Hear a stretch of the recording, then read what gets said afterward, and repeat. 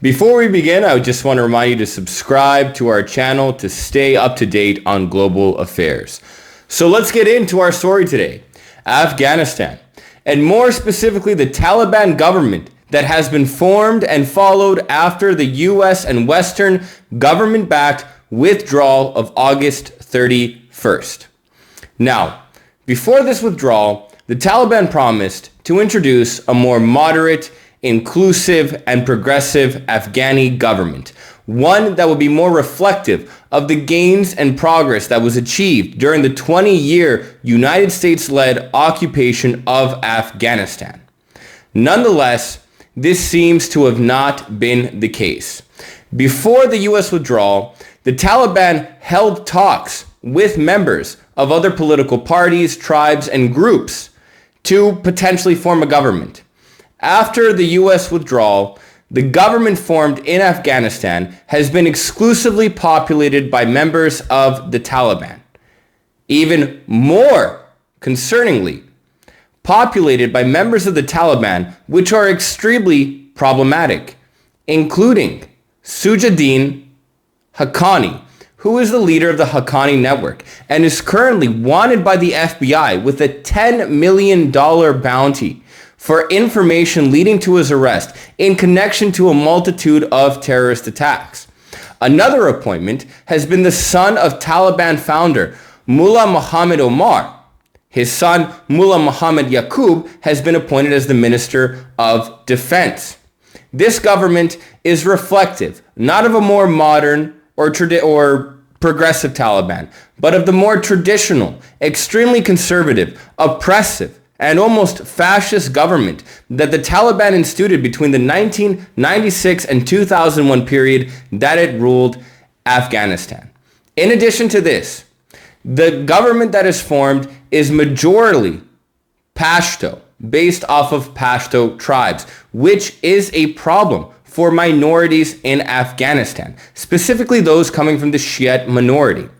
Finally, the government has no women, which is a remarkable showing of a lack of fulfilling a promise in which the Taliban, before the US withdrawal, offered women to come, contribute, and be part of the government. This already shows that the Taliban is intending to reinstitute the more conservative, the extremely conservative Islamic Sharia-based government that it had before. In addition to this, more specific actions which have occurred in Afghanistan since the withdrawal of US troops, such as the violent reactions to protests, specifically by protests of women intending to maintain the gains of women's rights that have been made over the 20 years, have been reacted to violently.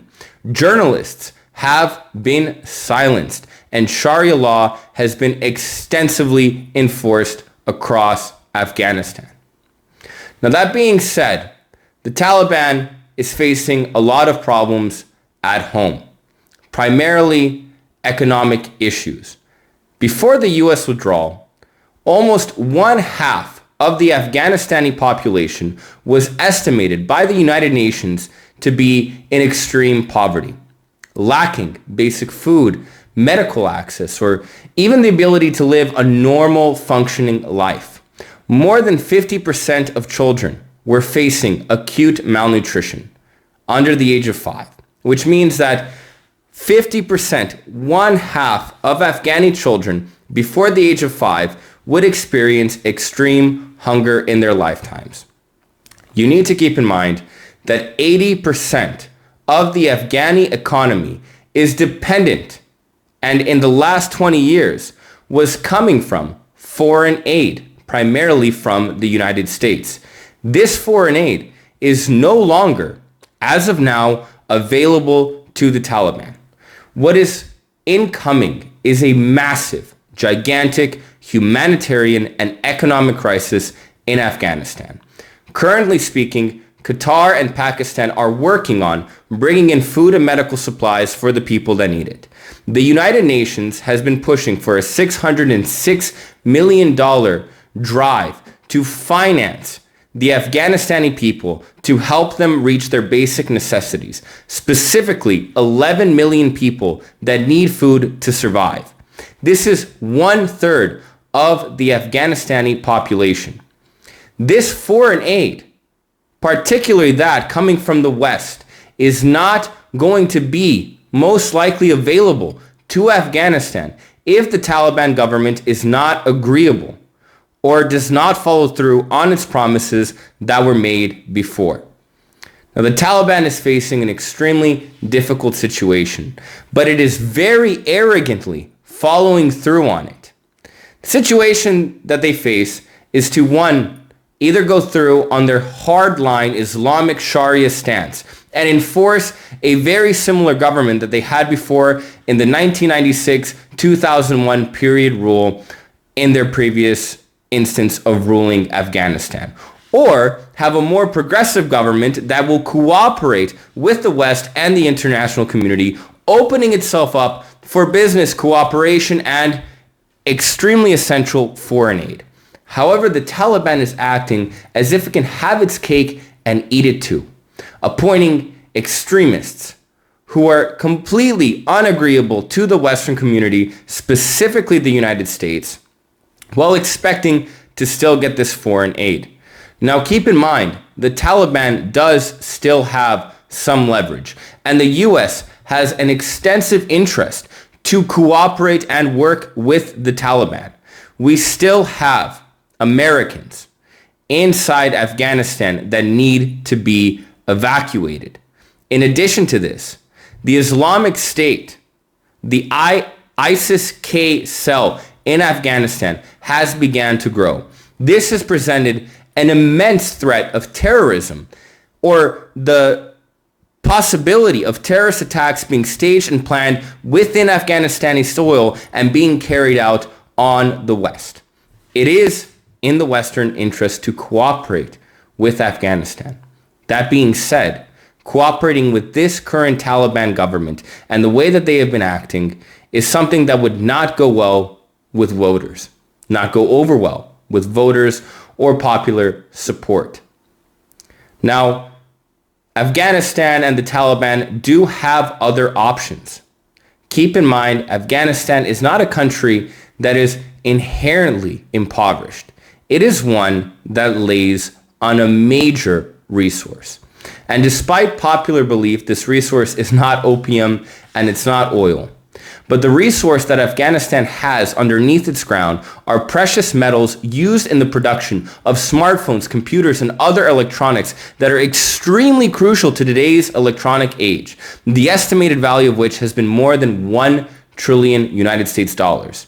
That being said, Afghanistan has also been facing another crisis, a crisis of people fleeing the nation. Now keep in mind, despite the popular stereotype and belief of the common immigrant and our refugee being someone coming from extreme poverty or inaccessible means or completely from nothing, the vast majority of the tens of thousands of people who have already fled Afghanistan and the countless more that plan on leaving are actually the educated elite who can assist with their knowledge and their competencies in things such as engineering, development, creating a new economy, or governance. Quite simply, Afghanistan is facing a major crisis right in front of itself. If the Taliban does not introduce what it promised before, being more progressive means and being more cooperative on the international scale, it could be facing a potential complete meltdown of its nation. Now, some people might think, why do the Taliban care? They've come to power. They rule Afghanistan. Who cares if the money keeps flowing from the West? Do they even need it? The reality is that no matter who you are, whether you're Kim Jong-un, Adolf Hitler, the Taliban, Joe Biden, the simple reality is, if you cannot provide your people with basic economic means, with food, with shelter, with access to healthcare. They will rise up and they will revolt against you. The people that the Taliban rule over today, the Afghanistanis of 2021, are not the same Afghans that they ruled over in the late 90s and early 2000s.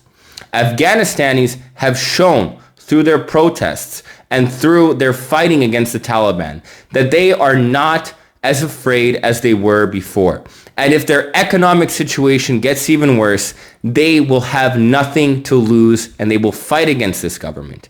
It is in the Taliban's interest to ensure that their country is not only open for business, but able to receive foreign aid. Now, how would this foreign aid look like specifically? Right now, the Afghanistani central bank has $9.5 billion United States dollars inside its funds. However, these funds are controlled by the U.S. Federal Bank in New York. They will not have access to these funds if the government of the Taliban does not come to an agreement or is agreeable with the United States, which has shown that it will not cooperate with the Taliban if it does not institute or maintain the changes that have been made over the last 20 years. United States Secretary, or what the rest of the world will call Minister of Foreign Affairs, U.S. Secretary of State Anthony Blinken has stated that Taliban, or that foreign aid for Afghanistan and the Taliban, will not be given. However, it will have to be earned. The Taliban government has received a clear message that if it intends to receive this money, that if it intends to receive this help, which has been financing the vast majority, almost 80% of its economy over the last 20 years, it is going to have to cooperate. Now, the Taliban have been strategic with their wording and the way that it has presented this current government, calling it a caretaker government, which doesn't mean much. Typically speaking, when there is a revolution or a change of power, what is introduced is what's known as an interim government, something that is guaranteed to be only temporary until there are scheduled elections. However, there are no scheduled democratic elections, and the Taliban keeps using the word caretaker and not interim. This government is going to be much more permanent than the Taliban is presenting it to be, and much more than the West hopes it to be. In addition to this, why should we believe the Taliban? Why should anyone be believing them? All of the promises that they have made and the talks that they've had with foreign Afghanistani Western-backed officials, such as Hamid Karzai or Abdullah, have meant nothing. And they were pretty much a pony show to distract people and make them think that the Taliban would actually follow through on their promises, which they have not. So why should we believe them now? That being said, if the Taliban does not cooperate, it's going to be facing a serious threat. This threat is going to spill over to the international community, particularly the West, the United States, and the European Union. When people are poor, when they do not have food, when they do not have a house over their heads, they are open to radicalization. I said before that many people in poverty might turn against the Taliban, and that is absolutely true. However, many people in poverty might choose that the way to turn against the Taliban is to join or support ISIS. Afghanistan is a hotspot right now for a potential boom in terrorism recruitment. It can become a country of extremism if its economic and humanitarian situation is not met. Now, other options have been opened to Afghanistan, particularly Russia, China, and Pakistan, which have all pledged to interact and cooperate and provide foreign aid to the Taliban government with a much lower bar and much lower standards of what they expect their government to institute. This might allow the Taliban to have its cake and eat it too, but it's not going to be even close to what they need or what the Afghanistani economy has become accustomed to keep functioning. Even though there has been a lot of progress made over the last 20 years, Very few industries offering young people. And keep in mind, the vast majority of the population of Afghanistan is young. They're not old. They're very young. They're young people in their 20s and 30s looking for work. No industries have emerged to provide them with these opportunities. The largest support that has been specifically offered to the Taliban government as it is now is Chinese. They have offered a $32 million stimulus or bailout plan to help Afghanistan keep moving. $32 million is nowhere close to what Afghanistan needs. Now, China has also offered its help and assistance in mining the aforementioned, what I previously stated, mineral resources inside Afghanistani soil to help its economy boom. But keep in mind, if China does it, it's going to do it not out of goodwill or to maintain the national stability of Afghanistan because it gives a shit. Let's keep in mind, China does not give a shit about any country except itself. They're going to do it to take these resources for themselves. And the vast majority of profits will go towards the Chinese economy and not the Afghan economy. This government, as it stands today, is also showing that it's attempting to root itself even more permanently into Afghanistani society. As previously mentioned, Sajid Haqqani, who is considered the most problematic member of the Taliban's government, along with Mullah Muhammad Yaqub, the son of the founder of the Taliban, Mullah Muhammad Omar, will be taking over the Afghanistani military. They will maintain control of the military no matter what kind of government is formed. The situation in Afghanistan is extremely complicated, not just for Western interests, but for Taliban interests, for the future of the Afghanistani people, and for peace in the region.